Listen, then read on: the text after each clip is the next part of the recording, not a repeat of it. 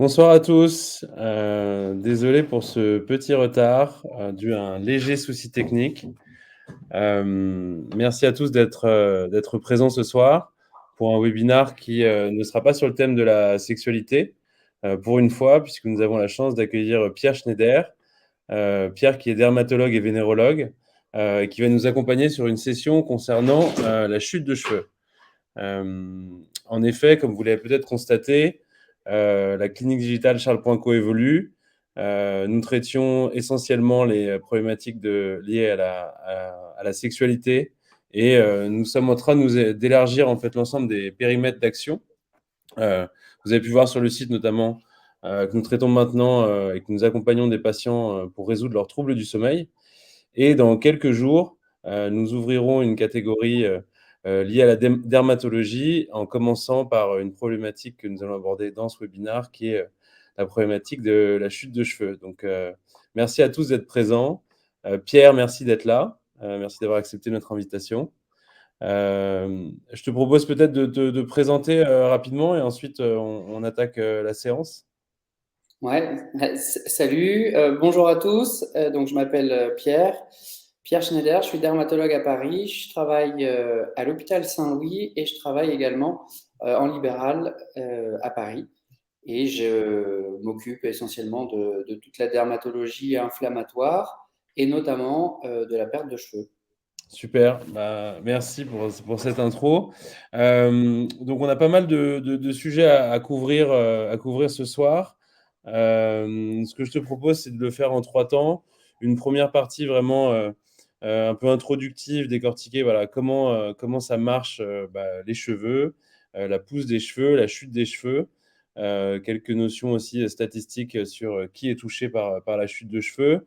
Ensuite, une partie vraiment qui est importante pour moi, qui est de casser un peu tous les mythes que tu peux avoir autour de la chute de cheveux, voir effectivement ce qui est vrai et ce qui relève plus, on va dire, des croyances collectives. Et une dernière partie où on va vraiment essayer d'aller en profondeur sur justement comment traiter cette chute de cheveux, quelles sont les solutions qui peuvent s'offrir aux patients et aux patientes, quelles sont les alternatives, quels sont les traitements, voilà, et répondre aussi, bien sûr, dans le chat ou sur l'onglet questions à toutes les questions qui pourraient venir de l'ensemble des personnes ce soir.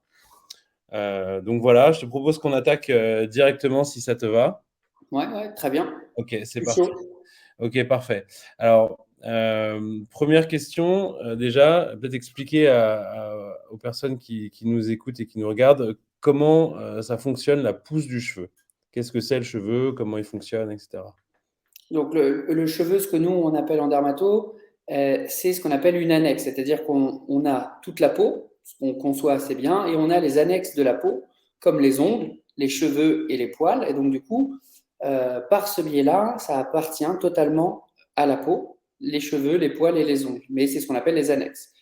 Du Ok. coup, quand on regarde en fait comment se passe le cycle du cheveu, ce qui est déjà important, c'est qu'on a une chute de cheveux qui n'est pas une maladie. C'est-à-dire qu'on perd des cheveux tous les jours, en nombre un peu variable, on verra après.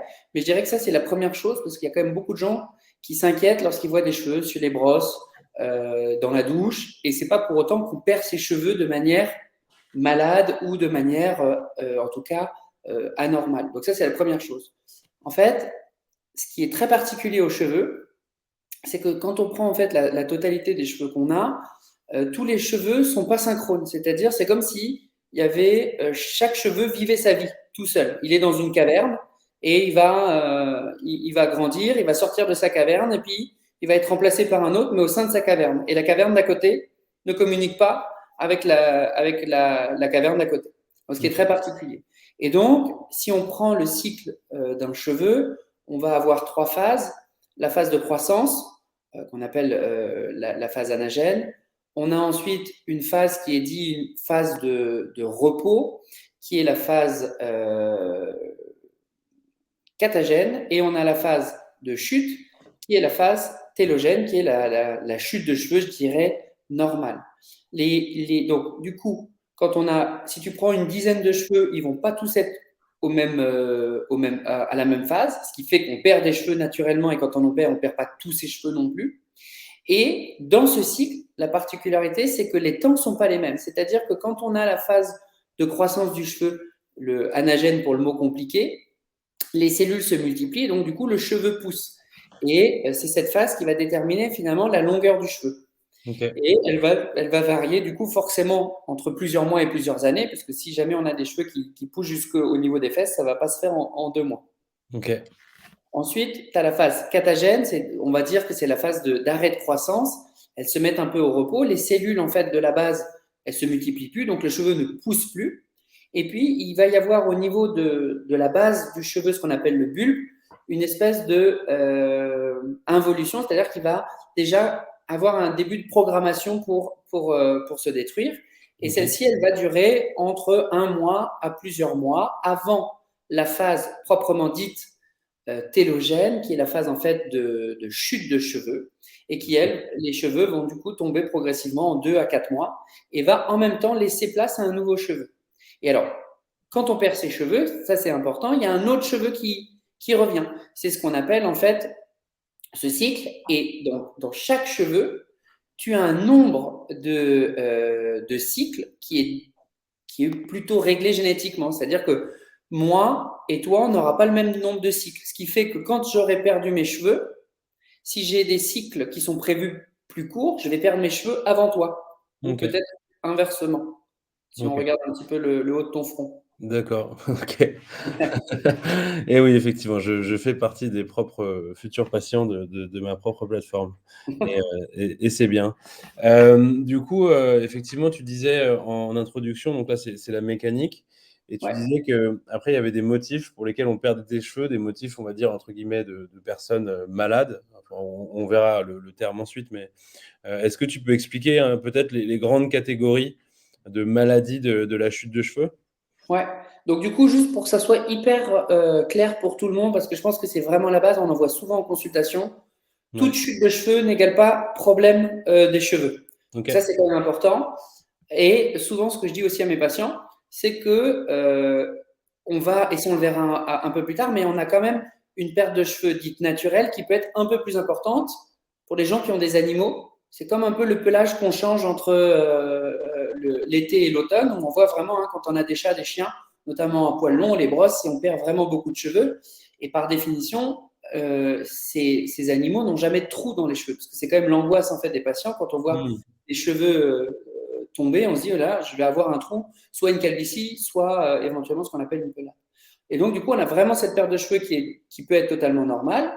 Et ensuite, pour nous en tout cas, et c'est comme ça que ça se passe en clinique, on essaye de se demander si la perte de cheveux pour nous est dite cicatricielle, c'est-à-dire qu'il y a une anomalie de la peau du cuir chevelu qu'on va pouvoir voir, ou alors si c'est une perte de cheveux qui est dite non cicatricielle, et donc à ce moment-là, il y a une perte de cheveux qui est liée au follicule pileux en lui-même, et souvent, quand on regarde le cuir chevelu, quand nous on fait l'examen, on va dire en fait que le cuir chevelu est normal. Ça veut dire que la peau qui est vraiment à la surface a un aspect normal et que le problème est plus en profondeur.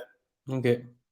Et donc, je dirais que on va, à mon avis, tout au long des discussions, puisque ça représente quand même le plus grand nombre des consultations et des motifs, et puis même dans les soirées en dîner, quand tu dis que tu es dermato, en général, tu as quand même beaucoup de personnes qui te posent des questions pour les cheveux. L'alopécie androgénétique, on verra après, qui est le plus fréquente, pour le coup, c'est des anomalies qui sont non cicatricielles et c'est de loin le plus fréquent. Et le cuir chevelu est totalement normal. Ok. Ok. Ok. Est-ce que justement, donc spécifiquement sur l'alopécie androgénétique, qui est donc la pathologie la plus commune, est-ce que tu pourrais peut-être la définir ou expliquer exactement ce que ça contient? Ouais, bah déjà, c'est une fois qu'on a compris les 3 mots de ce nom un peu barbare, on a Ouais. tout compris. Alopécie, c'est pour dire finalement perte de cheveux, c'est Ok. le mot en fait utilisé par les médecins. Androgénétique, andro, c'est pour androgènes, ce sont les hormones mâles, notamment Ok. la testostérone, et génétique parce qu'il y a une prédisposition génétique. Et donc, du coup, c'est une perte de cheveux qui survient en réponse à une prédisposition génétique. C'est pour ça qu'on n'est pas tous égaux devant cette perte de cheveux, tant au niveau du début de l'apparition que de la sévérité. Ok. Et puis, c'est sous l'influence en fait d'hormones androgènes qui vont se fixer au niveau du cheveu, qui va entraîner une transformation en fait de la texture du cheveu, c'est-à-dire qu'avant de perdre ses cheveux, en fait, on va avoir des cheveux de plus en plus fins. Et ça, les gens qui ont des cheveux très épais, souvent, quand ils se disent, encore plus chez les femmes, parce que comme elles ont tendance à s'attacher les cheveux, la perte de masse des cheveux est plus facilement observable que chez les hommes. Pour autant, la première chose, c'est donc un cheveu plus fin. C'est ce que nous, on appelle la miniaturisation du cheveu. C'est-à-dire qu'un cheveu va avoir un diamètre qui lui est propre.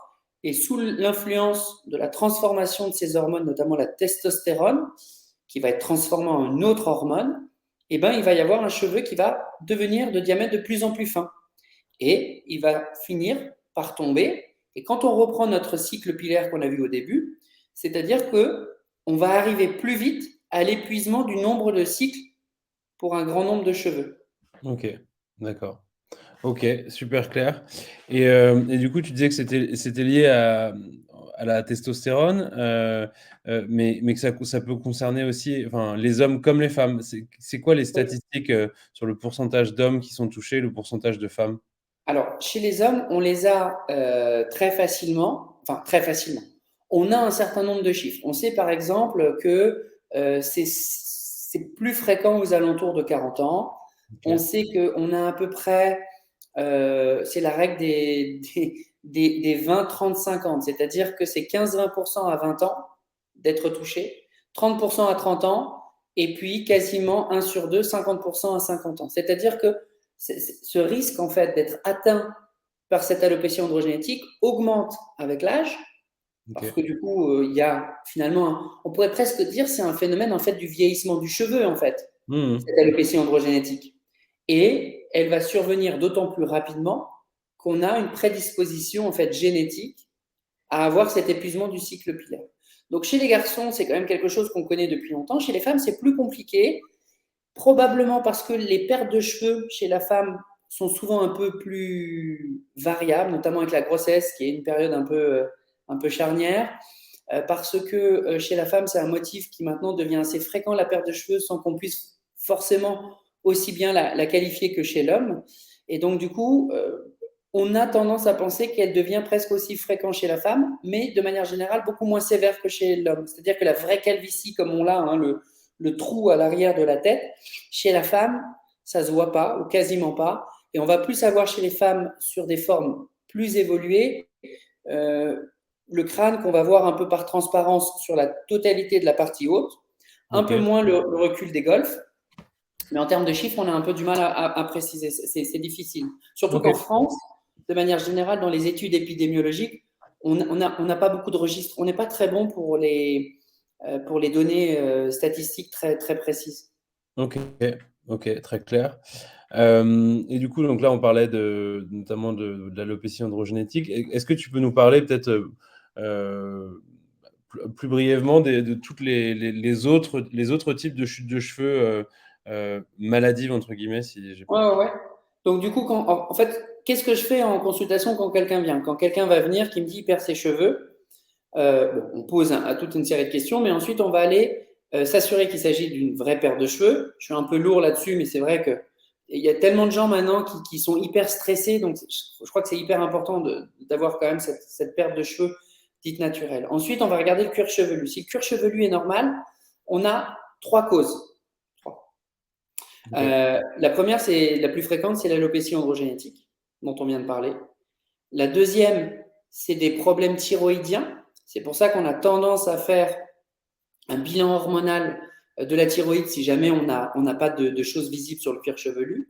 Et puis, on va avoir des carences vitaminiques et en fer qui, soit à elles-mêmes, vont pouvoir donner une fragilité du cheveu et une perte des cheveux, soit éventuellement s'associer dans un truc un tout petit peu plus complexe au niveau du nom, mais qui est quand même bien compris, c'est ce qu'on appelle l'effluvium télogène. Donc, si vous vous souvenez ce qu'on disait au tout début, télogène, c'est la troisième phase en fait du cycle du cheveu. C'est le cycle de chute de cheveux.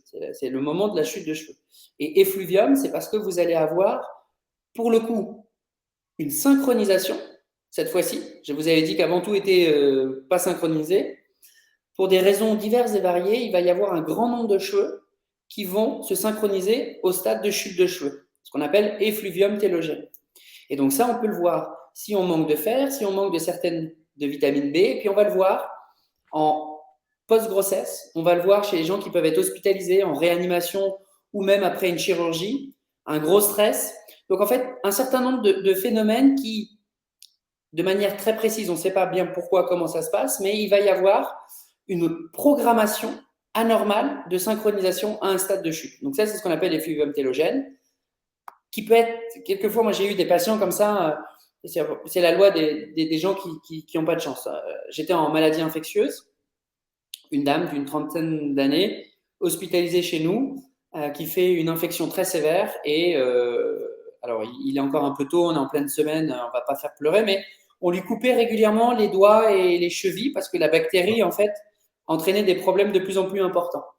Et au final, au bout de 2 semaines, on a réussi à la stabiliser avec des antibiotiques hyper forts. Donc elle était avec un pied en moins, 3 orteils en moins et les mains en moins, ce qui était quand même impressionnant. Et pourquoi je vous raconte ça? Parce que du coup, on est quand même pour perte de cheveux, on n'est pas là pour parler de maladies infectieuses. Et bien en fait, elle a été anéantie psychologiquement parce qu'au 15e jour, elle s'est réveillée. Les infirmières sont venues changer les draps et elle avait perdu tous ses cheveux en une nuit. Même moi, je n'avais jamais vu. Et finalement, elle était hyper inquiète. Elle était plus préoccupée par le fait d'être chauve que d'avoir perdu 2 mains et un pied.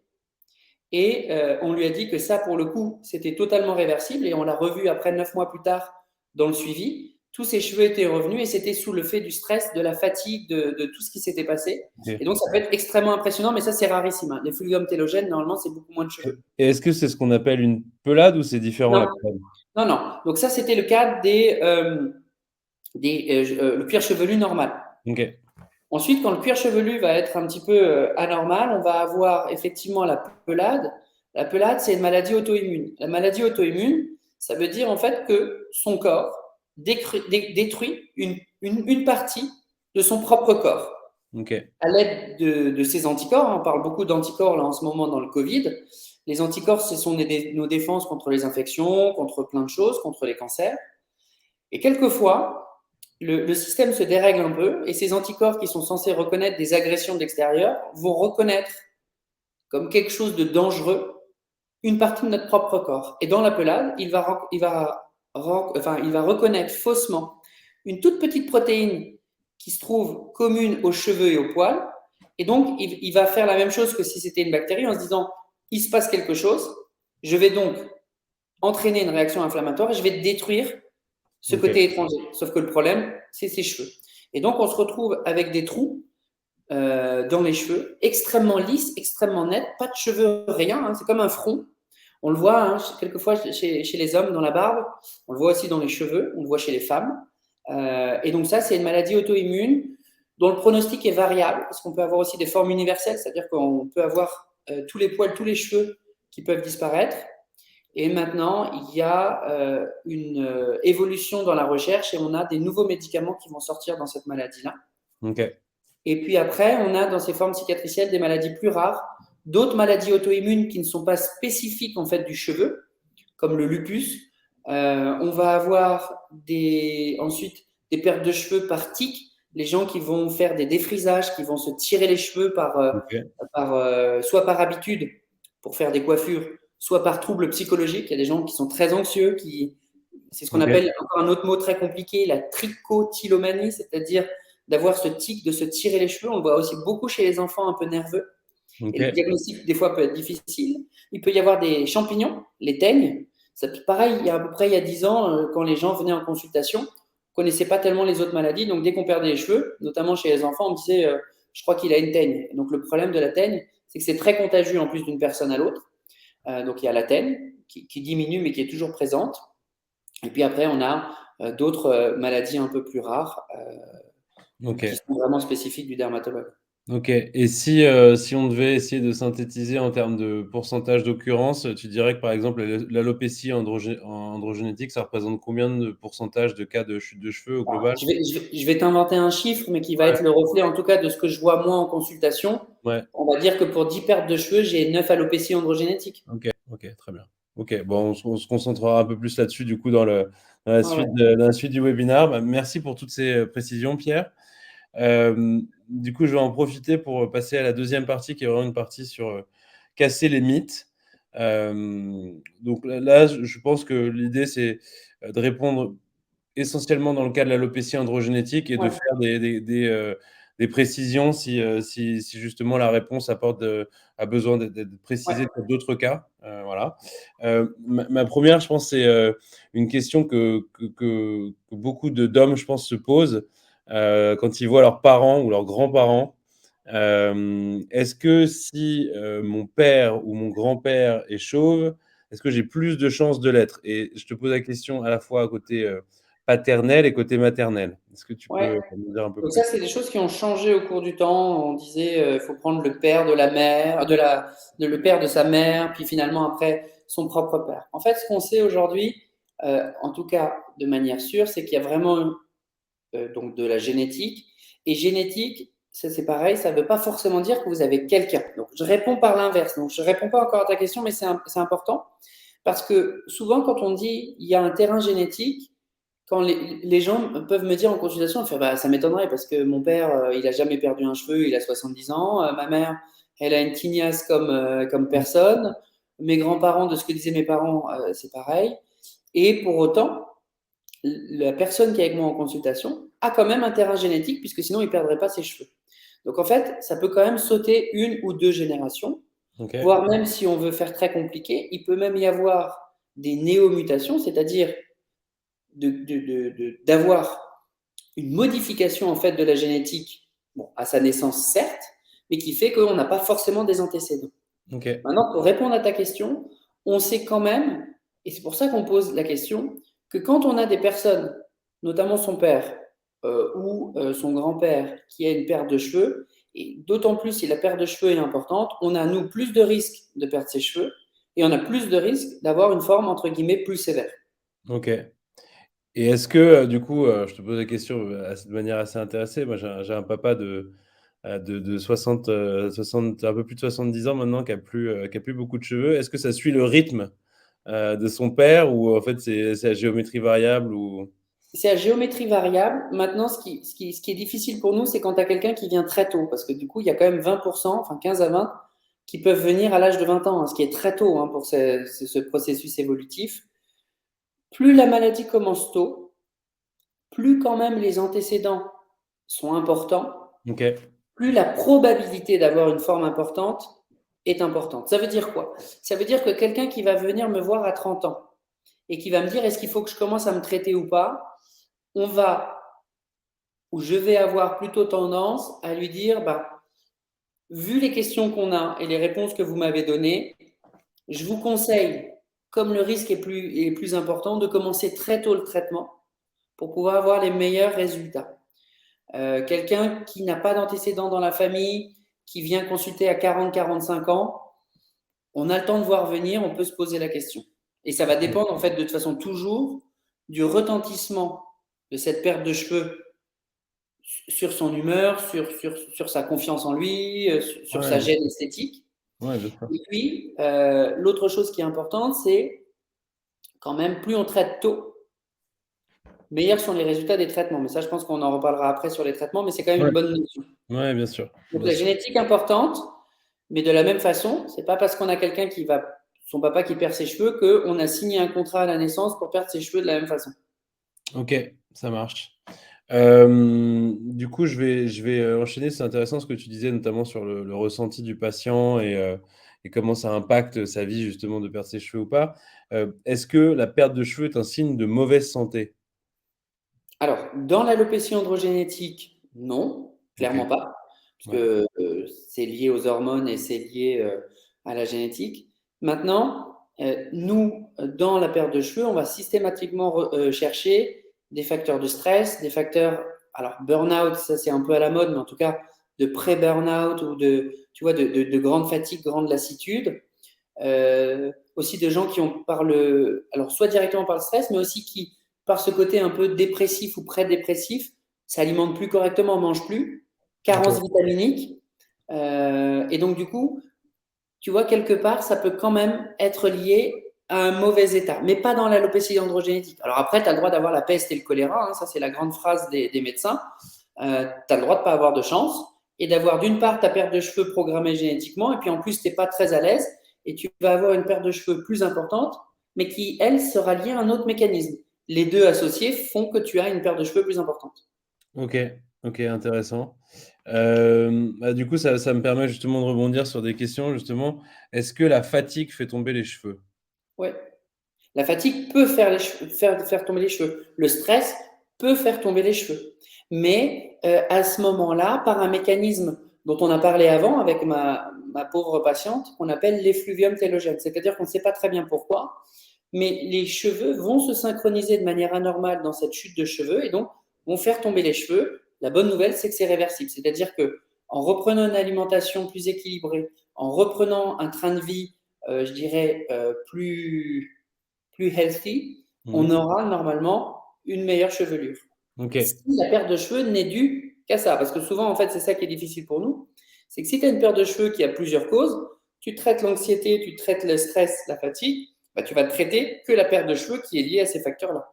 Mhm. L'alopécie androgénétique, tu ne vas pas la traiter. Ok.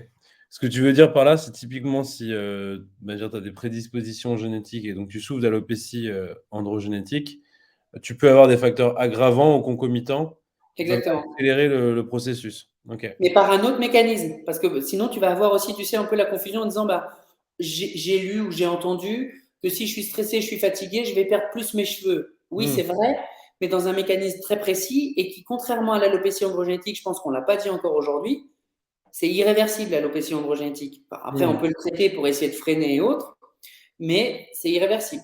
L'effluvium télogène, la carence en fer, l'anomalie du bilan thyroïdien, une fois que tu as réglé la cause initiale, les cheveux repoussent. Donc il y a quand même une différence. Le cycle, en fait, c'est vraiment le vieillissement. Une fois que tu as épuisé ta caverne, tu n'as plus de réserve de cheveux, donc tu ne vas plus pouvoir en mettre. Ça, c'est une notion qui est importante. Enfin, de mon point de vue, pour bien comprendre. Ok, super, super intéressant. Alors j'ai d'autres questions un peu plus alors sur le mode de vie aussi, est-ce que, l'alimentation peut causer la chute de cheveux? Oui. Si par exemple tu as des végétaliens qui mangent pour le coup pas du tout de viande. Alors moi je suis pas un grand spécialiste, hein, je ne suis pas diététicien et pour discuter quelquefois avec des végétariens, des végétaliens, des flexitariens, il y a quand même maintenant une notion quand même de nécessité d'avoir une alimentation un peu en tout. Et donc ceux qui sont comme ça très impliqués pour des choix divers font souvent des supplémentations vitaminiques justement pour pas avoir de carence. Parce qu'on parle des cheveux aujourd'hui, mais je pourrais vous raconter la même chose pour les ongles et je pourrais vous raconter la même chose pour la sécheresse de la peau. Donc en fait, une alimentation pas assez diversifiée, si tu manques de vitamine B, de zinc ou de fer, tu vas pouvoir avoir un ralentissement sur la croissance des cheveux. OK, OK, super intéressant. Alors une autre question qu'on avait notée, qui nous avait été envoyée, mais c'est est-ce que, à partir de quel âge peut-on perdre ses cheveux? Est-ce qu'on peut perdre ses cheveux jeunes? Donc si c'est l'alopécie androgénétique, ça peut arriver dès l'adolescence. C'est très rare. Je pense que j'en ai vu un depuis longtemps qui a à peu près, qui a commencé à perdre à 16 ans. Mais je te dis, vraiment, c'est comme si tu avais une courbe ascendante, hein. Plus tu augmentes un âge, plus tu te rapproches de 50 ans, plus tu vas avoir quasiment une personne sur deux qui perd ses cheveux. Maintenant, si on prend d'autres maladies, les TEN, c'est quasiment que les enfants, hein, parce que ça se passe les parasites dans la classe. La pelade peut survenir très tôt. Donc ça, c'est d'autres maladies. Et puis, tu as le droit d'avoir d'autres maladies auto-immunes chez les enfants. Mais l'alopécie androgénétique, rare à l'adolescence, peu fréquent chez le jeune adulte et qui augmente considérablement pour quasiment toucher une personne sur deux à 50 ans, hein. Super, OK, merci beaucoup. Une autre question, alors, dans des cas classiques, parce que tu as évoqué effectivement ce cas de cette patiente qui était vraiment, je pense, assez spécifique. Hem, Peut-on, devenir chauve, du jour au lendemain? Donc, à part, à ma connaissance, à part vraiment du jour au lendemain, à part les fluviums télogènes, je ne veux pas dire de bêtises, mais j'aurais tendance à dire non. Ok. Très rapidement, en 1 semaine ou 2 semaines, des pelades extrêmement agressives qui représentent, on va dire, sur 50 pelades, je ne sais même pas si ça représente un cas, en sachant que la pelade est déjà quelque chose qui n'est pas très fréquent. Parce que Ok. finalement, les gens qui vont venir en consultation en pelade, ils ont maximum un trou d'une pièce de 2 cm à 5 cm de diamètre, voire 2 ou 3. Et donc, perdre du jour au lendemain, non, mais franchement, on voit des pelades très agressives où, allez, en un mois, ils peuvent vraiment tout perdre. Mais c'est extrêmement rare. Et alors, l'alopécie androgénétique, c'est vraiment, si on devait la représenter, je dirais, en marche d'escalier. D'accord. Est-ce que Toi, tu tu as, peux, des paires de cheveux, ouais. hein? Est-ce que tu peux préciser ce que tu veux dire par marche Ouais. d'escalier? En fait, tu vois, tu peux perdre tes cheveux comme ça, tu peux perdre tes cheveux comme ça. Et Ok. puis, on va dire l'alopécie, tu vois, c'est des paliers. Tu vas perdre des Ok. cheveux, puis tu as l'impression que pendant 6 mois, on n'en entend plus parler. Puis tu te regardes de nouveau dans la glace, tu te dis, bah merde, j'ai de nouveau perdu 10%. Puis après, c'est stable, et puis ainsi de suite. Avec des Ok. marches plus ou moins grandes. Ok. Très bien. Hyper intéressant. Une autre question aussi qui était liée à la perte de couleur des cheveux. Est-ce que si les cheveux deviennent blancs, ils vont tomber? Euh, alors, ça, pour le coup, non, parce que le mécanisme est pas le même. Pour les plus vieux, et pour ceux qui s'intéressent au foot, Fabrizio Ravanelli est l'exemple même. C'est ce joueur de foot italien qui a joué à Marseille, qui a obtenu D'accord. un merveilleux penalty face au PSG pour les supporters du Paris Saint-Germain, qui a eu les cheveux gris à 20 ans. Et je l'ai vu là encore récemment, il a tous ses cheveux. Donc ça montre vraiment que c'est des processus qui sont différents. La couleur, elle est liée à ce qu'on appelle les mélanocytes, donc la même chose qui donne la coloration de la peau.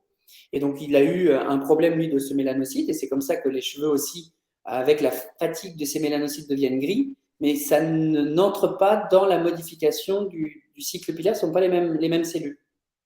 Ok.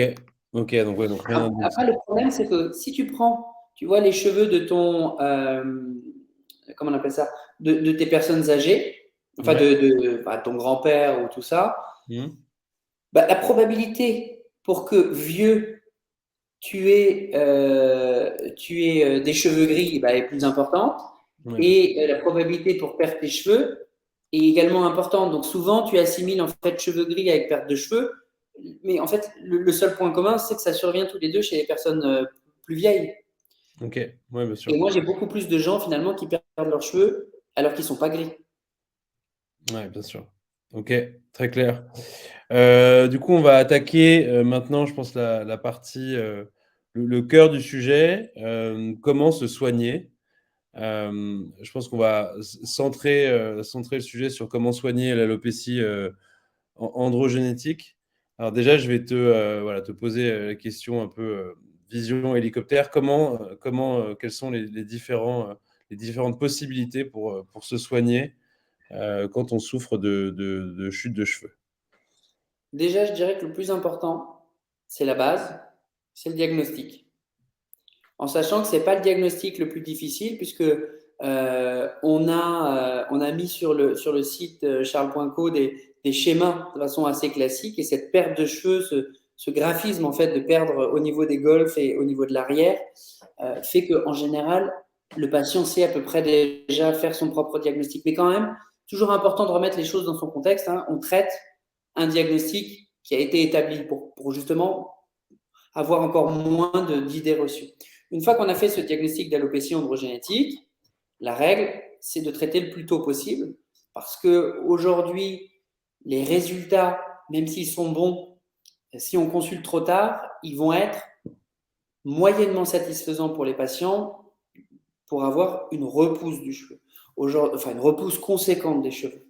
Et donc, au moment où on voit qu'on a des cheveux qui deviennent plus fins mais qui sont présents, c'est plus facile pour le traitement, justement, de les refaire s'épaissir, ce qui donne l'impression d'avoir plus de cheveux. Par contre, quand le cheveu est détruit, c'est souvent plus compliqué d'en faire pousser d'autres. Donc finalement, l'important, c'est quand même de faire un traitement tôt, surtout si on est gêné. C'est-à-dire que si on n'est pas gêné, il y a deux questions que je pose à mes patients, c'est est-ce que vous êtes gêné, pas gêné? Et la deuxième question, surtout s'ils sont jeunes. Si dans 5 ans, si dans 10 ans, vous vous retrouvez avec une grosse calvitie, est-ce que vous pensez aujourd'hui que vous êtes capable d'assumer ou non? Pour avoir une projection. Parce qu'il y a des gens qui vont consulter plus ou moins tôt. Donc, quelqu'un qui va consommer, qui va venir tôt, va pouvoir te dire, bah, je ne suis pas trop gêné. Et en général, il vient pour d'ailleurs un autre motif. Mais si tu lui poses la question, si dans 5 ans, ce que je ne peux pas vous dire, mais si vous vous retrouvez avec une calvitie, est-ce que vous assumez ou pas? S'il te dit, bah, franchement, non, eh ben, tu lui diras, bah, je vous conseille de débuter tôt le traitement parce que c'est la meilleure façon de pouvoir repousser l'échéance de 5, de 10, de 15, de 20 ou 30 ans. Ok. Ensuite, dans les traitements, il y a plusieurs niveaux de traitement. Les shampoings anti-chute, de mon point de vue, dans cette indication-là, ça ne fera pas de mal, mais ça n'a pas de sens. Ok. La deuxième chose, les compléments vitaminiques, ça ne fera pas de mal, mais on ne traite pas la cause de l'alopécie androgénétique. Donc, on peut traiter éventuellement s'il y a une cause associée, ou éventuellement, ça peut être intéressant si on a des cheveux un peu fragiles et donc on va les renforcer, mais on ne jouera pas sur la cause dont on parle depuis le début. Ok. D'accord. Du coup, derrière les traitements, c'est soit en solution, Ok. qu'on appelle le minoxidil, Mhm.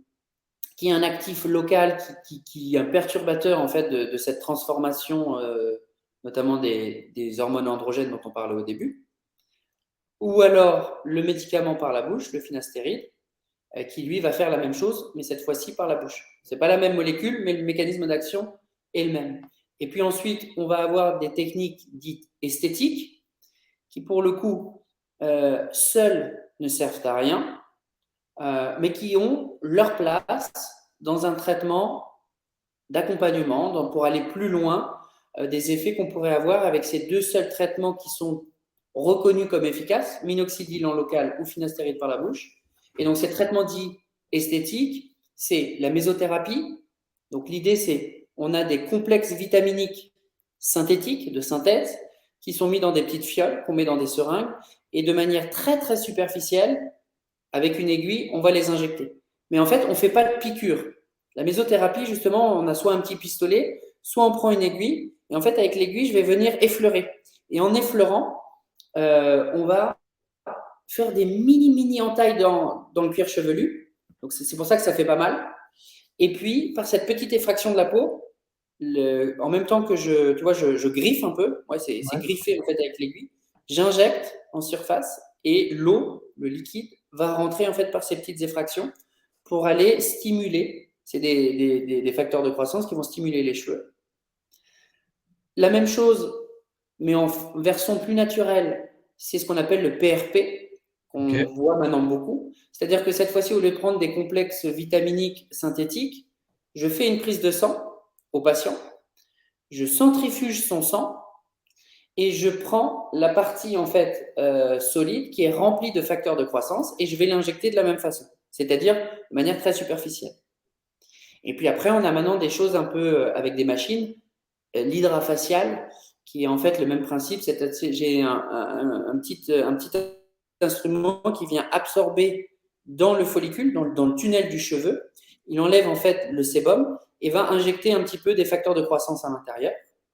Et puis, la dernière chose, c'est la greffe de cheveux, mais je pense qu'on en parlera un peu Ouais, plus bien en sûr. détail. Ok, bah merci pour cette vision synthétique. Je voudrais, si tu veux bien, qu'on rentre peut-être sur les deux traitements les plus reconnus. Bon, je pense que c'est intéressant ce que tu as dit sur les shampoings. Et d'ailleurs, c'est une question, je pense qu'on a peut-être faire une petite incise. Est-ce qu'il y a des shampoings qui peuvent faire plus tomber les cheveux que d'autres? À quelle fréquence il faut se laver les cheveux? Ouais. Je pense qu'il y a beaucoup de C'est surtout mythologie. la fréquence, ouais. Ouais, je pense qu'il y a beaucoup de mythologie là-dessus. Donc, si tu Oui, peux en dire un mais petit peu plus. parce qu'elle est fondée sur des choses vraies. Et on le voit surtout pour les gens qui ont des pellicules. C'est-à-dire que pour moi, aujourd'hui, quand vous perdez les cheveux dans la douche, c'est que vous auriez perdu vos cheveux dans vos bonnets, dans vos casquettes ou dans la rue. Ok, Sauf que le fait de se laver, bah, il y a un processus qui fait que ça va détacher les cheveux qui étaient de toute façon morts. Mais ok, à part se laver les cheveux avec un gant de crin, on va pas être très violent quand même pour le cuir chevelu. Donc, on ok, va faire tomber que ceux qui étaient morts. Donc, de mon point de vue, on peut laver les cheveux tous les jours. ok. Ensuite, il a été dit notamment dans les gens qui avaient des pellicules que se laver les cheveux tous les jours, ça produisait l'effet inverse. Pourquoi? Parce que les pellicules sont dues à un cuir chevelu gras. Donc, si je lave tous les jours mes cheveux avec un shampoing antipelliculaire qui va être un produit assez asséchant, assez agressif, le cuir chevelu, lui, va se défendre en faisant encore plus de gras, donc plus de pellicules. Donc est née une deuxième notion qui est celui de pas plus de 3 shampoings par semaine. Ok.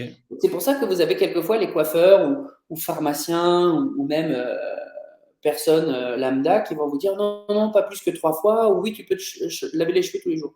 Donc en fait, la règle, c'est qu'on peut se laver les cheveux tous les jours si on prend un shampoing doux d'usage quotidien. Et par contre, si on a des traitements, pas plus que 3 fois par semaine, pas pour faire perdre les cheveux, mais pour pas aggraver quelquefois le problème sous-jacent. Ok, super clair.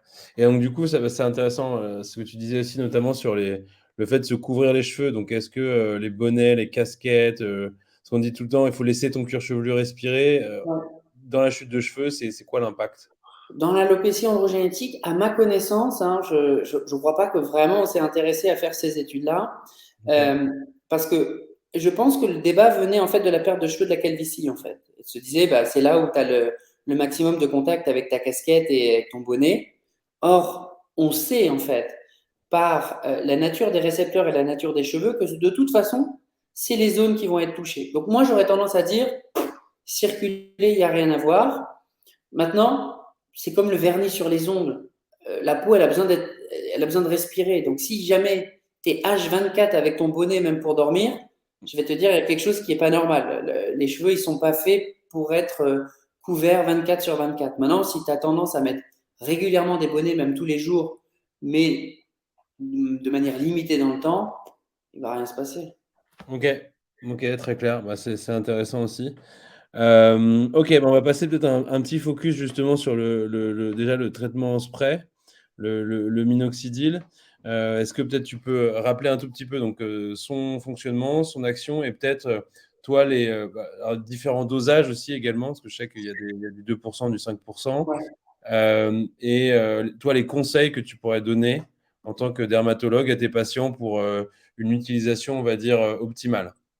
Ouais, bah, alors déjà, moi, le minoxidil, sauf vraiment, mais je n'utilise que du minoxidil à 5%. Classiquement, au tout début, le minoxidil était 5% pour les hommes, 2% pour les femmes.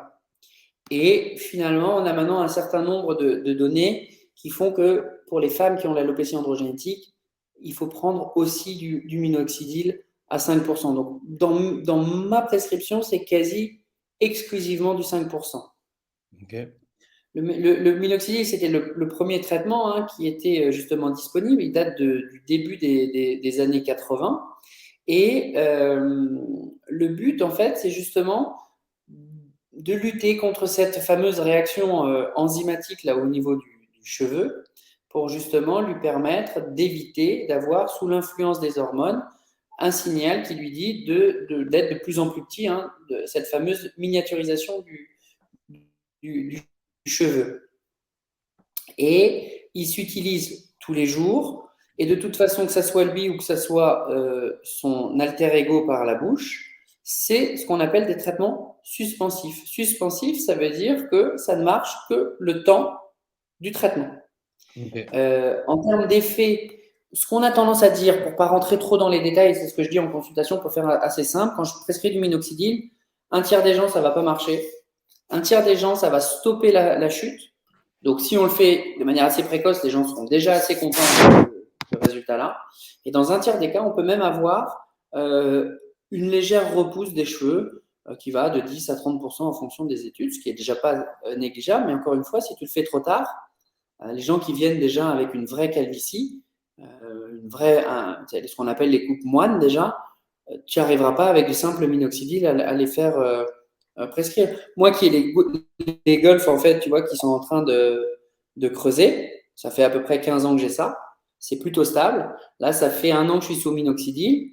J'ai récupéré du volume sur le dessus parce que les cheveux qui étaient là sont redevenus plus importants. Par contre, j'ai pas eu de cheveux qui ont repoussé sur les golfs. C'est détruit. Ok. Alors, j'ai une question qui est posée en live spécifiquement sur le minoxidil, donc je vais te la poser, Pierre. Ouais. Une personne qui nous demande: bonsoir, j'ai les cheveux fins et qui graissent vite. Est-ce que c'est possible de mettre du minoxidil, de le laisser agir quelques minutes, puis ensuite de me laver les cheveux? Eh ben, c'est une très bonne question et c'est pas si simple.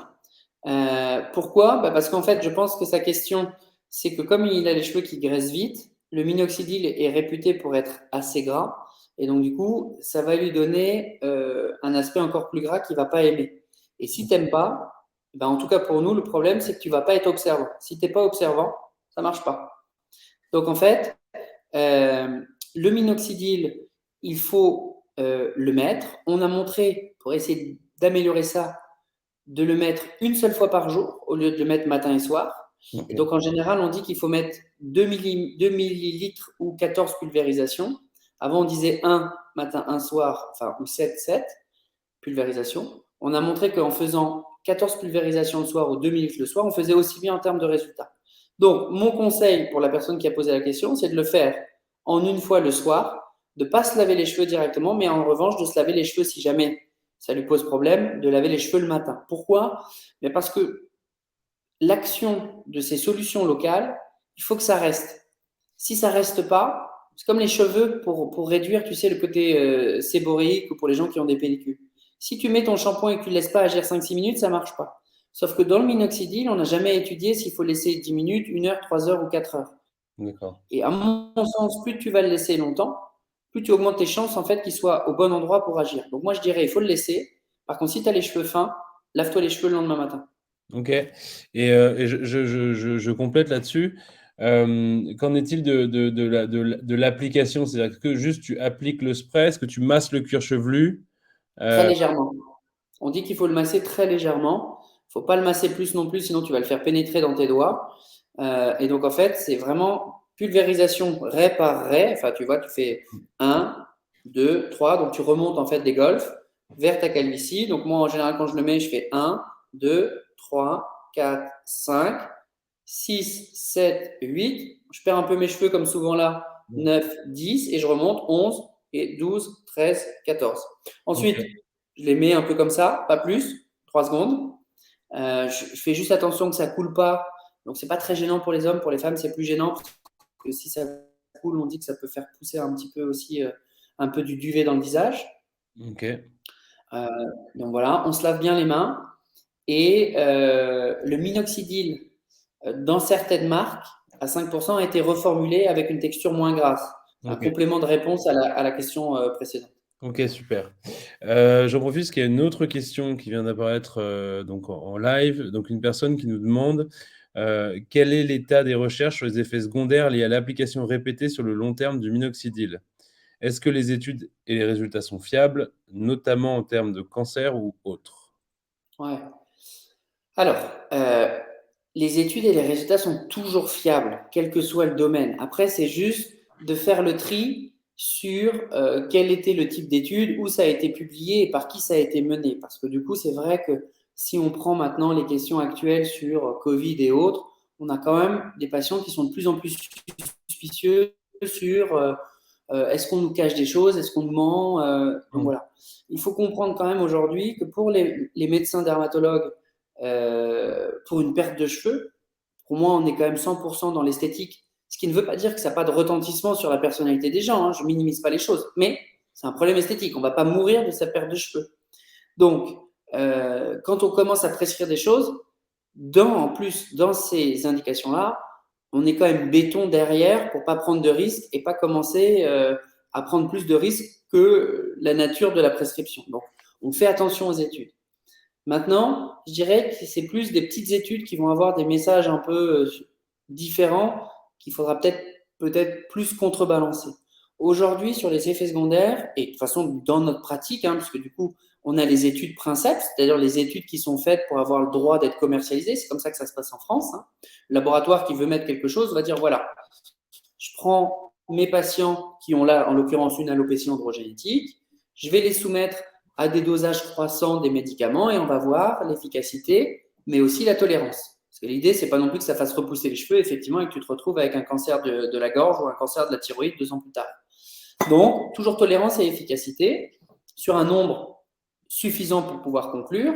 Et ensuite, les autorités décident, si le niveau de preuve est suffisant, l'acceptation pour la commercialisation. Pas forcément pour le remboursement, parce que ça dépendra d'autres choses, mais en tout cas pour avoir le droit d'être prescrit. Parce que, je dis ça parce que minoxidil n'est pas remboursé. Et pas remboursé parce que on a jugé qu'il n'était pas efficace, on ne l'a pas remboursé probablement parce qu'on a jugé que le problème qui menait en fait à cette prescription n'était en tout cas pas du domaine de santé publique. On change un peu de sujet, mais c'est quand même toujours important parce qu'à la base, dans mes interactions que je vais pouvoir avoir avec mes patients, on a un peu de confusion par rapport à tout ça. C'est remboursé, c'est pas remboursé, c'est le médicament, c'est pas le médicament. Donc, minoxidil, c'est bien un médicament, il faut une ordonnance et c'est pas remboursé, mais c'est pour d'autres raisons. Et du coup, on a eu des études qui ont été faites. Donc, quand on regarde les études, quand on regarde ce qu'on voit nous en pratique courante, on va avoir effectivement la plainte numéro 1, c'est des cheveux gras. Il peut y avoir des irritations du cuir chevelu, c'est-à-dire avoir le cheveu qui gratte un petit peu. Et ça, d'autant plus si on a un problème sous-jacent, qu'on appelle par exemple la dermatite séborrheique, globalement, on va dire les pellicules du cuir chevelu, puisque le cuir chevelu est plus sensible, ou si on a un peu d'eczéma ou du psoriasis du cuir chevelu. Et puis les effets secondaires vrais qu'on a pu voir, c'est un peu de palpitation, de troubles du rythme. Je crois que c'est moins d'1%, donc c'est vraiment extrêmement rare. Et c'est surtout, plus on augmente en âge, donc chez la personne jeune, il y a quand même moins de risques, mais on peut avoir effectivement douleur ou irritation. Donc c'est pour ça aussi qu'on est censé déclarer si on a des antécédents de eczéma, psoriasis du cuir chevelu et que nous, on regarde pendant la consultation. Ok, super, très clair. Donc par rapport au cancer, c'est 0. Hein. Ok, très bien Pierre. C'est bien noté, parfait. Donc deuxième traitement qui est connu, donc le traitement en comprimé, le finastéride. Est-ce que tu peux, s'il te plaît, expliquer son mécanisme? Parce que du coup, on a été juste gêné, tu sais, par rapport aux questions. Juste, il me semble, deux notions juste essentielles sur le minoxidil. Le premier, c'est qu'il faut au moins attendre plus de 3 mois à 6 mois pour avoir les résultats. Oui. Parce que tu sais, souvent les gens font 1 ou 2 mois et puis sont découragés. Ouais, c'est 3 à 6 mois pour voir un début de résultat. Le résultat maximum s'évalue plutôt à 1 an. ok. Et de la même façon, parce que ça, c'est peut-être une question, un mythe que tu vas donner, mais je préfère le dire parce que c'est la question que j'ai systématiquement. Mais ça veut dire que je ne peux pas arrêter puisque j'ai lu en fait sur les forums que si j'arrête, je perds tous mes cheveux. Et en fait, non. C'est juste qu'on reprend la perte de cheveux comme elle était programmée, avec peut-être un effet un peu plus important juste au début, pour des raisons très techniques, c'est que le traitement va bloquer entre la deuxième phase et la troisième phase dont on parlait tout au début. Et donc, du coup, quand tu lèves le blocage, tu as un peu plus de cheveux qui, d'emblée, sont au stade de chute, mais qui n'est pas définitif. En fait, sont repris dans un cycle du cheveu. Oui, ça, je pense que c'est important, effectivement, ce que tu dis, c'est que là, les traitements qu'on évoque, donc traitements qui ont des preuves d'efficacité sur le PC androgénétique, c'est des traitements qui sont suspensifs. C'est ce que tu dis. Voilà. Donc, il faut continuer à les prendre le plus longtemps possible si on souhaite ralentir le processus. Ou alors, je détends mes patients en disant, voilà, vous pouvez les garder aussi longtemps que vous jugez nécessaire de ne pas perdre des cheveux ou ralentir la perte des cheveux. Okay. Après, il y a des gens qui, à 55 ans, peuvent se dire, bon, maintenant, je m'en fiche, enfin, tu vois, j'ai fait ma vie, je suis bien, j'assume, bon, peu importe. Et puis, de la même façon aussi, de rassurer les gens en disant, vous pouvez très bien continuer, commencer maintenant. Vous n'allez pas perdre vos cheveux d'un coup si vous arrêtez. Vous pouvez très bien faire une pause parce que les gens ont quand même besoin de faire des pauses. Quand tu commences à 20 ou 30 ans et te dire que pendant 50 ans, je vais devoir me mettre du minoxidil tous les soirs. Moi, à titre personnel, j'ai commencé à 25 ans, j'ai arrêté, j'en ai repris à 35 et je le reprends maintenant là à 40 parce que c'est dur de tenir. Oui, bien sûr. Bien sûr. Et donc, du coup, c'est pas très grave de faire ça. C'est mieux si je m'étais jamais arrêté, mais il n'y a pas tellement de risques en faisant ça. Ok, super clair. Du coup, voilà, intéressant maintenant d'aborder le deuxième traitement, donc le finastéride. Donc, tu peux expliquer, c'est un traitement comprimé. Le finastéride, c'est un médicament qu'on prend par la bouche, qu'on connaît depuis très longtemps dans les gens qui ont des grosses prostates, pour la simple et bonne raison que dans la grosse prostate et dans la perte des cheveux, il y a la même enzyme qui s'appelle la 5-alpha réductase de type 1, c'est le nom de l'enzyme, hein, voilà, et le travail de cette enzyme, c'est de transformer la testostérone en dihydrotestostérone, donc 2 hormones du groupe androgène. Quand on fait ça sur la prostate devient de plus en plus grosse. Quand on fait ça au niveau des cheveux, les cheveux deviennent de plus en plus petits. Ok, Donc, d'accord. le but, c'est vraiment de bloquer cette enzyme-là par un inhibiteur. C'est ça, le finasteride, c'est un inhibiteur de cette enzyme. Donc, inhibiteur, ça veut dire qu'on va empêcher la transformation de cette première enzyme, de cette première hormone en une deuxième hormone. La résultante, c'est que les cheveux vont arrêter de devenir de plus en plus petits. Ok. Ce qui veut dire que c'est de nouveau suspensif, puisque quand je vais arrêter, j'aurais pas changé en fait mon taux d'hormone, et donc du coup, mon hormone va de nouveau être repris par l'enzyme et va de nouveau être dégradée, et de ce fait, va de nouveau entraîner une perte des cheveux. En termes de résultats, c'est pareil, c'est un tiers, un tiers, un tiers. Un tiers, il y a des gens chez qui ça ne va pas marcher. Un tiers, on va permettre de maintenir le capital des cheveux qu'on a, et un tiers, on va même retrouver un peu de cheveux. De la même façon, 3 à 6 mois pour commencer à avoir les effets. De la même façon, à 1 an, on est au max. Et de la même façon, si on arrête, on ne perd pas tous les cheveux d'un coup, on va avoir une reprise du mécanisme qui a entraîné les pertes de cheveux initiales. Ok, et en termes du coup d'efficacité, tu dirais que c'est similaire au minoxidil sur, tu disais. Oui, mais chez une personne donnée, tu ne sais pas dans quel groupe tu vas être. Et souvent, quand tu es dans un groupe avec un, tu n'es pas forcément dans le même groupe avec l'autre. Ok, Donc, en fait, comment ça se passe? En consultation, tu dis, voilà, est-ce que vous pensez que pour suivre un traitement sur le long cours, c'est plus facile de prendre un médicament ou de faire une injection? Et puis, ce qui va agir, c'est peut-être ce que je vais peut-être dire brièvement, c'est la même question sur la tolérance pour ce médicament-là, parce qu'il a quand même mauvaise presse, ce médicament-là. C'est-à-dire qu'on lui accorde quand même beaucoup de cas de dépression, beaucoup de cas de troubles sexuels, de troubles de l'érection, de cancer du sein, de cancer des testicules. Aujourd'hui, quand on regarde un peu la littérature, dépression et troubles sexuels, c'est 3% la première année, c'est 1% la deuxième année. Donc, c'est extrêmement faible. Donc, après, c'est pareil. C'est faible, oui, mais c'est pas négligeable lorsque le problème qui a motivé cette prescription-là, c'est une perte de cheveux. Et donc là, on voit très vite des gens en fait qui en consultation vont se dire non, non, je ne veux pas prendre ce risque-là. Et à l'inverse, je vais avoir d'autres gens que moi j'interprète comme finalement probablement un retentissement plus important, qui vont se dire, non, mais c'est 1%, moi mes cheveux, je ne veux pas les perdre, pour moi c'est plus facile de prendre ces médicaments-là, donc je choisis le médicament par la bouche. ok. Et alors justement, c'est intéressant parce que nous, au départ, initialement, la plateforme, c'est une plateforme de médecine sexuelle et maintenant, voilà, on élargit les sujets. Quelles sont potentiellement les personnes qui sont à risque sur ces effets-là et quels sont les conseils qu'on peut donner si on commence à identifier ce type de troubles? Alors déjà, on pense, et c'est toujours le problème de savoir quel est le vrai problème du médicament. C'est qu'il y a a priori plus de raisons chez les gens qui ont déjà des antécédents en fait, de troubles psychiatriques, psychiques, dépression ou de troubles sexuels. Donc c'est probablement chez ces patients, il faudra vraiment se poser la question si on fait ce traitement-là ou pas. Ok, Et puis surtout, prendre conscience qu'on est médecin, que de parler de la sexualité ou des troubles de l'érection, ça nous intéresse, ça ne nous pose pas de problème, qu'on est là pour en discuter et qu'il faut justement ne pas le cacher, puisque lorsqu'on regarde en fait les personnes chez qui les symptômes persistent à l'arrêt du traitement, c'est majoritairement des gens qui n'ont pas arrêté tout de suite, qui ont continué le traitement alors qu'ils ont remarqué qu'ils avaient des troubles sexuels. Quand on arrête le traitement très vite, on a quasiment un retour dans 100% des cas ok, des troubles. Et donc c'est pour ça qu'avec Charles, il y a une assistance qui va être mise en place pour essayer justement de dépister assez tôt les personnes peut-être à risque et de faire un suivi. Et ça, par exemple, c'est des choses qui, moi, par exemple, dans ma pratique au cabinet, je suis incapable de faire.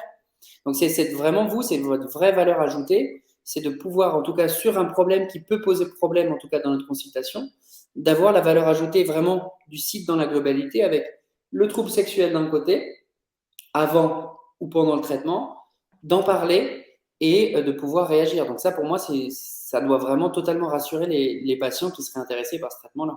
ok, super intéressant, merci. Petite question également dans l'onglet questions. Une personne qui pose la question, est-ce qu'on peut combiner la prise de finastéride et minoxidil, est-ce que c'est quelque chose qui est fait de temps en temps? C'est des choses qui sont faites de temps en temps. Il y a très peu d'études. Et alors, le problème, moi, j'ai du mal à le faire en prescription. Je le prends pour moi, par exemple, mais j'ai du mal à le prescrire à mes patients. Pourquoi? Parce qu'on a peu de données, parce que les données ont toujours été faites un peu l'un versus l'autre, et que c'est des molécules qui ont, alors on l'a dit, hein, il y a très peu d'effets secondaires. Mais si on prend 2 médicaments avec très peu d'effets secondaires, bah, il y a un peu plus de risque d'avoir des effets secondaires. Et de nouveau, c'est une perte de cheveux. Donc, les seules études qu'on a qui étaient menées notamment par un Parisien spécialiste de la greffe du cheveu, c'était justement de combiner les deux avant la greffe et qui a montré que les résultats étaient bien meilleurs en combinant les deux. Mais quel est l'impact sur le long terme? Parce qu'encore une fois, c'est ça, hein, on doit prendre ces traitements toute une vie. Donc, Oui. que font ces 2 traitements en combiné toute une vie? On n'a pas les réponses. Donc, c'est pour ça qu'on a tendance si on associe les deux, à faire peut-être des petits shoots de 6 mois, peut-être, pour essayer de booster un peu. Ok, très clair. Euh, alors, c'est très intéressant ce que tu me dis. Donc, si tu devais résumer, euh, finastéride versus minoxidil, À vous de choisir. ouais, il faut choisir. Et du coup, tu dirais, si je veux dire les bénéfices de l'un et les bénéfices de l'autre, pour peut-être Eh essayer de... ben, je dirais, on choisit ensemble, en fait, avec mes patients. Je te dis, c'est en termes d'efficacité, comme on ne sait pas faire de réponse prédictive, on va dire que l'efficacité, elle est comparable. On Ok. pourrait, euh, on pourrait aller chercher les détails, mais elle est comparable. La deuxième chose, c'est est-ce que tu préfères t'étaler des produits potentiellement gras dans le cheveu ou tu préfères te pas faire chier et prendre un médicament par la bouche? C'est un peu Ok. ça. Ouais. Et ensuite, les effets secondaires, irritation, palpitation versus trouble d'érection et la sexualité, qui est quand même quelque chose qui est quand même difficile à accepter chez les hommes, enfin chez les femmes aussi, mais comme c'est essentiellement Mm. des hommes qui sont dans ce cas de figure-là. Euh, Oui, parce que les femmes ne prennent pas les femmes ne peuvent pas prendre de finastéride. alors, pour la petite histoire, moi j'en prescris pas, mais il y a maintenant quelques-uns de mes collègues qui ne font que du cheveu, hein. Mm. Dermatologue cheveux, à Paris on a. Il y a des petites séries d'essais de finastéride chez la femme. Moi je le fais pas, ça existe, mais on va dire que c'est pas classique. Ok. Donc du coup, comment on choisit? Est-ce que les effets secondaires te font peur, en sachant qu'il faut les rassurer et pas les gonfler? Est-ce que tu préfères local ou prendre par la bouche? Et puis on essaye un, et puis ensuite on essaye l'autre. Ok, super, hyper clair. Je propose qu'on attaque une dernière partie. Alors, il y avait une question, on l'a abordé. Est-ce que les traitements anti-chute doivent être pris à vie? Bah, tu l'as précisé. Euh, euh, on avait parlé un petit peu effectivement des vitamines slash compléments alimentaires. Est-ce que tu peux redire en fait ton évaluation de la chose? Alors, je dirais que comme il n'y a rien qui est remboursé, s'il y a un traitement à choisir, si on est un peu juste financièrement, c'est le minoxidil ou la finastéride. Ok. Si maintenant on est un peu no budget et on est hyper large, rien ne t'empêche de prendre de temps en temps des shots de 3 mois de vitamines. Ça ne pourra faire que du bien. Au pire, ça ne marche pas. Mais vraiment, s'il y a des traitements à faire et s'il faut vraiment que tu fasses un choix à la pharmacie, c'est finastéride ou minoxidil. Le reste, ça peut être intéressant, mais c'est vraiment pas une obligation et une priorité, comme les cheveux, comme les shampoings, pardon. Ok, clair. Très bien, on va faire donc un petit chapitre maintenant sur la greffe de cheveux. Ouais.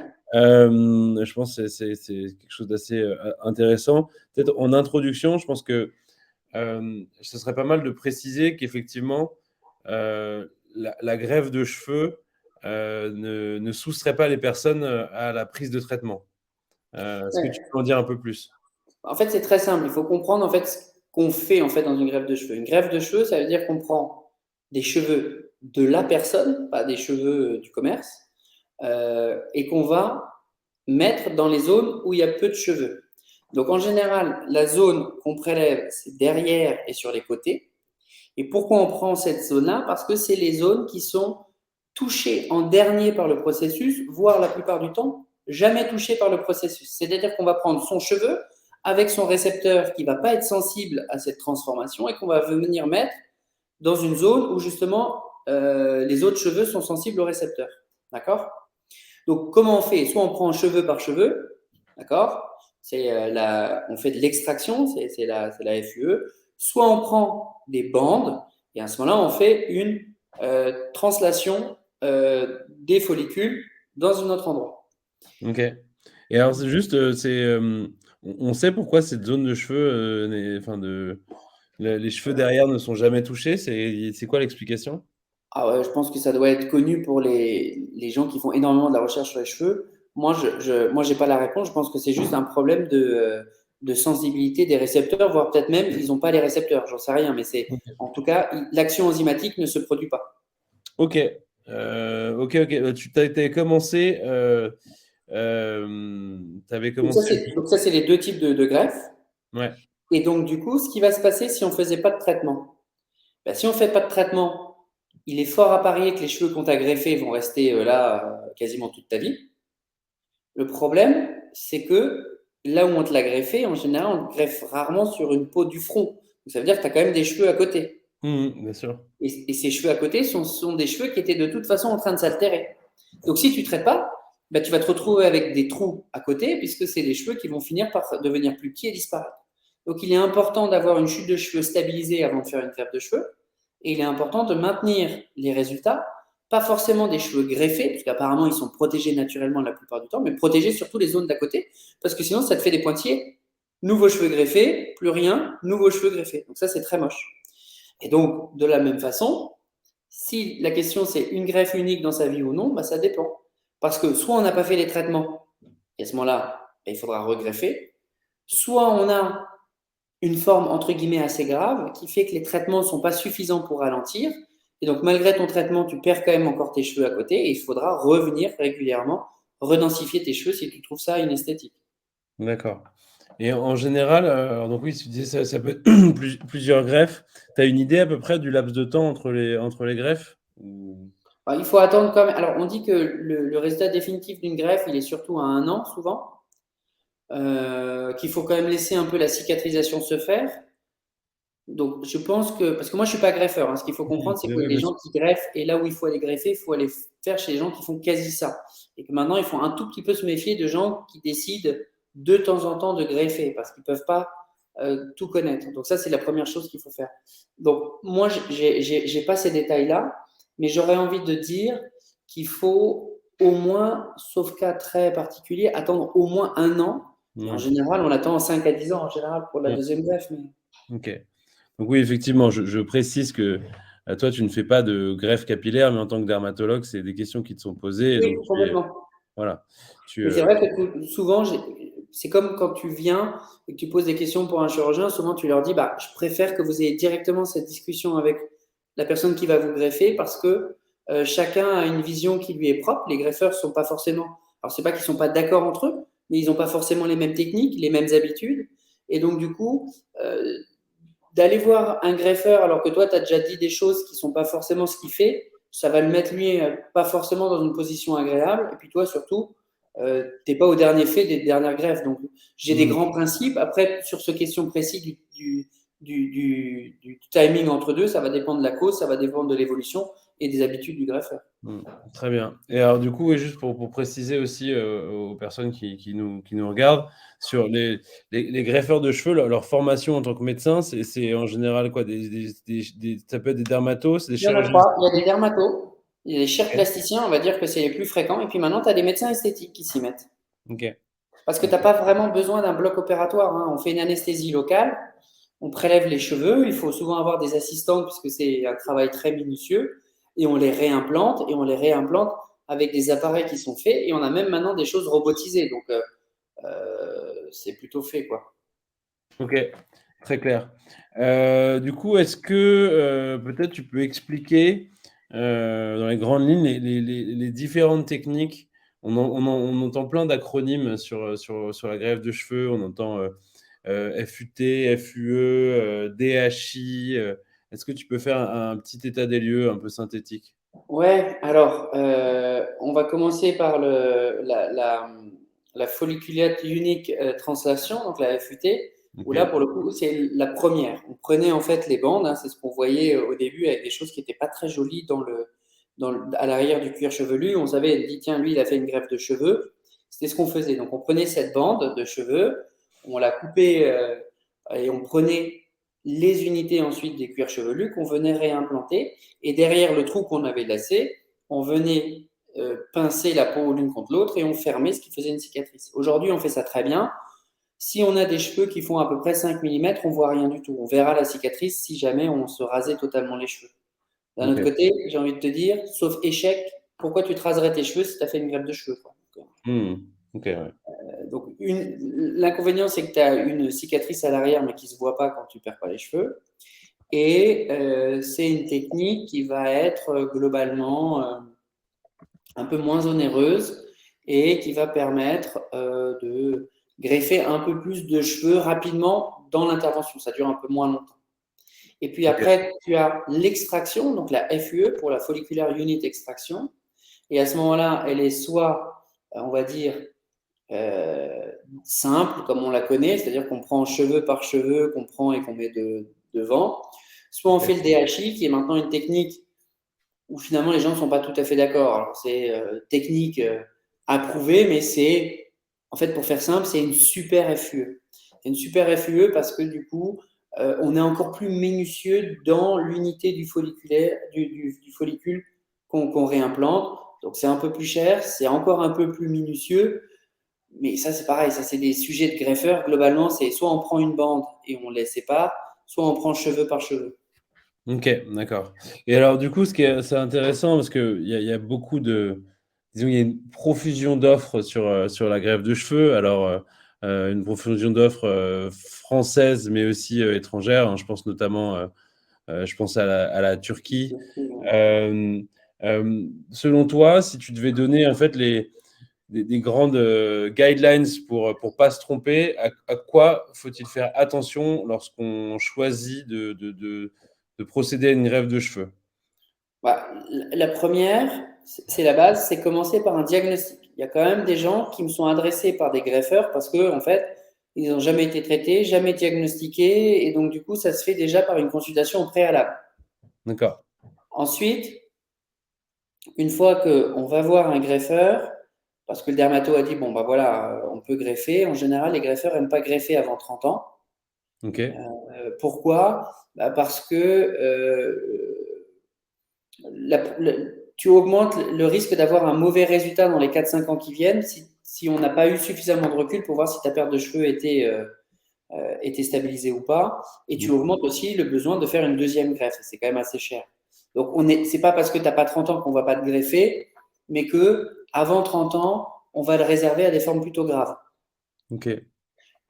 Ensuite, une forme plutôt stabilisée, la perte des cheveux. Et une fois que bon, tu vas aller voir ton greffeur, je pense que, comme tout acte esthétique, c'est pas déconnant d'aller voir deux, peut-être pas trois ou 10, mais d'avoir deux avis. Deux Ok. avis, déjà parce que les devis vont être différents, parce que le contact avec la personne va être différent, et peut-être parce que justement aujourd'hui, tout le monde ne fait pas toutes les techniques. Et tu peux avoir des gens qui font que de la FUT, des gens qui vont faire que du DHI ou que du FUE. Et donc, c'est pas inintéressant d'avoir les arguments des uns et des autres pour notamment challenger les uns et les autres en disant bah, c'est marrant parce que du coup, on me disait ça, qu'est-ce que vous en pensez? Pour se faire une idée. Et je pense que là, pour le coup, on n'est pas dans de la médecine classique, c'est-à-dire qu'on ne te demande pas si c'est du staphylocoque et qu'on va te traiter par antibiotiques ou par de la poudre de perlimpinpin. C'est-à-dire que là, on est sur des techniques avec des expériences de chacun, avec des prix qui sont variables. Et moi, ça ne me choque pas en tout cas d'aller consulter deux personnes, au Ok. minimum, pour avoir des avis différents. Ok. Si je devais faire un choix, j'essaierais de me renseigner sur euh, depuis combien de temps il fait de la greffe de cheveux, qu'est-ce qu'il fait comme autre chirurgie, s'il commence à faire de la chirurgie de sein, du visage, des abdominoplasties, c'est pas qu'il sera pas bon, mais c'est qu'il faut se dire que dans une journée et dans une semaine, il peut pas tout faire. Donc s'il fait une greffe de cheveux tous les 15 jours, il pourra jamais être aussi bon que quelqu'un qui fait 10 greffes de cheveux par jour. Ça, c'est mon ressenti. Donc ça, c'est les choses qu'il faut faire en prospectif. pour choisir déjà sa personne. Et puis après, faut-il aller en France ou aller à l'étranger? Je suis médecin, je suis français. Il m'est impossible, moi, même si je peux entendre les sirènes financières de l'étranger, de dire que partir à l'étranger, c'est une bonne idée parce qu'on a vu des catastrophes. Les Turcs font très très bien les choses, les Grecs les font très bien aussi, mais on a vu aussi des catastrophes. Et une fois que c'est des catastrophes, le problème, c'est qu'après, c'est géré en France et que ça peut être difficilement pris en charge parce que comme c'était quelque chose d'esthétique et pas fait en France, la sécurité sociale peut accepter de ne pas prendre en charge les infections ou autres. Et en discutant avec des copains greffeurs, il y a aussi eu, il n'y a pas que des virtuoses non plus dans ces pays-là. Et je pense que plus l'offre va augmenter, ben, finalement, plus aussi les Turcs, les Grecs vont se mettre sur un filon et un business. Et donc, le risque, c'est que tu vas avoir aussi, pas des charlatans, mais en tout cas des gens qui viennent de s'improviser greffeurs de cheveux la semaine dernière. Ok. Ce que je dis, c'est vraiment prudence, prudence sur ces choses-là pour. Oui, Ouais, oui. Il ok. n'y a pas que l'argent. À ce moment-là, si on n'est pas prêt à mettre un certain prix, une fois qu'on a pris plusieurs avis, c'est peut-être faut se poser la question s'il ne faut pas mettre de côté et de le faire le jour où on sera prêt financièrement. Parce qu'on a vu, nous, mais c'est un peu, probablement, tu vois, qui va venir me voir? Les gens qui sont allés à l'étranger et chez qui ça ne s'est pas bien passé. Quelqu'un qui est allé en Turquie et chez qui ça s'est bien passé, il ne va pas venir me voir pour me dire, regardez comme ils Mhm. sont beaux mes cheveux. Oui, bien sûr. Donc, du coup, nous, on a une vision où on a tendance à dire attention, ça ne se passe pas Oui, je forcément comprends. toujours bien. Oui, bien sûr, bah, vous êtes aussi dans votre rôle, Mmh. effectivement, parce que après, ils repartent pas à l'étranger pour les erreurs, quoi. Ok. Ouais. Très bien. Moi, j'ai aussi une question, c'est préciser aussi sur le rendu de la greffe. Bon, tu l'as déjà dit, mais est-ce que le rendu d'une greffe est définitif? Qu'est-ce que tu entends par Ce que j'ai définitif? entendu par définitif, tu l'as déjà dit un petit peu, c'est effectivement, enfin, Sur les cheveux que tu as greffés, oui, mais sur la vision globale de ta chevelure, et surtout si tu ne traites pas, mais même quelquefois si tu traites, tu vas quand même avoir un vieillissement des cheveux non greffés, essentiellement des cheveux non greffés. Et donc, du coup, ben, d'avoir les trous en miroir, c'est-à-dire que si tu as greffé là, ben, c'est là que ça va être le problème, et si tu as greffé là et que tu n'as pas Hmm. greffé là, c'est là où tu vas avoir le problème. Ok, super. Très bien, écoute, Pierre, ça fait maintenant 1h16 que nous sommes ensemble. Tu as couvert l'ensemble des questions. Je reparcours notre petit document de préparation, mais effectivement, tout est couvert. Donc, il ne me reste plus qu'à te remercier pour ce webinaire qui est passé très vite, en tout cas pour moi. Et donc, pour aussi dire que, voilà, en tant que directeur scientifique de Charles.co, chacun pourra bientôt te découvrir sur YouTube dans une série de vidéos, notamment consacrées à la chute de cheveux. Et donc, ils apprendront à te découvrir encore un peu plus. Donc, je te souhaite une excellente soirée. Je tiens à remercier l'ensemble des personnes qui ont assisté à ce webinaire et vous dire que vous pourrez le retrouver également en replay. Donc, une fois que nous aurons terminé l'événement. Alors, attends, je regarde si. Alors, on est en train de des personnes te remercient. Je regardais s'il y avait une dernière question. Voilà, très bien. Bah, écoute, je te souhaite une super soirée, Pierre, et une Ouais, bonne soirée merci. et à très bientôt. Merci à Merci à tous tout le monde. pour votre écoute et à bientôt. Merci, au revoir. Au revoir.